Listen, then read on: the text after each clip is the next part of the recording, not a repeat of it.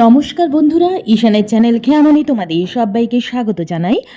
আজ আমরা চলে এসেছি আমাদের পঞ্চম দিনে, অর্থাৎ 5ই জুন থেকে 12ই জুন পর্যন্ত পশ্চিমবঙ্গ সমগ্র শিক্ষা মিশনের তরফ থেকে যে দিনগুলি পালন করার কথা বলা হয়েছিল, আজকে তার পঞ্চম দিন। আজকে আমরা কি করলাম সবই তোমাদের সঙ্গে শেয়ার করব।